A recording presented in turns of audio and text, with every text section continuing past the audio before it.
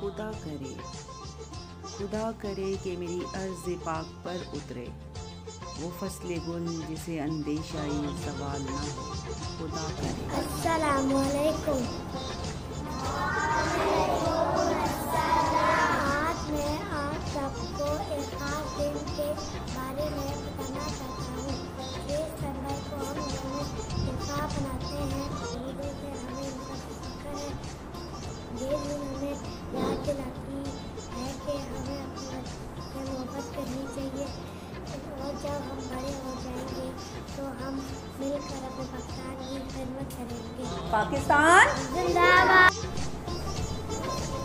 खुदा के वतन है जीना के वतन, आगे मिलके जो थी उस दुआ के वतन, कितनी नस्लों की कुर्बानियों ने मिला है वतन तू हमारा वफा का सिला, जान चमका तू रोशन सितारा हुआ, ज़मीं तेरा दुख सुख हमारा हुआ, तेरा हर दर्द में हर खुशी तू ही तू, इस जहां में हमारी आया वतन तू सलामत वतन ता कयामत वतन तू सलामत वतन ता कयामत वतन, सारी दुनिया में अपना ये सच है जाने इस वतन की पाकिस्तान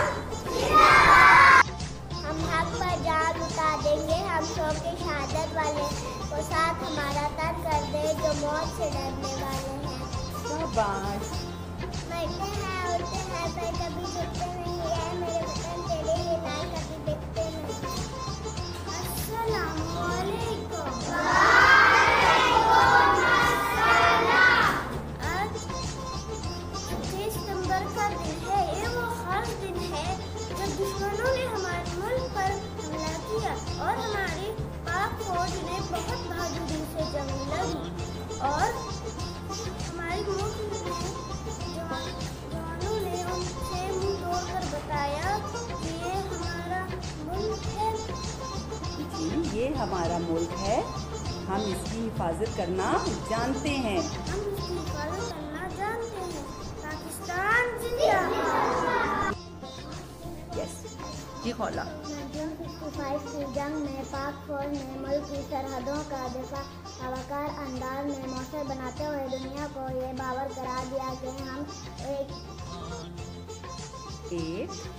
जिंदा कौम है। 14 पाकिस्तान को सलाम। पाकिस्तान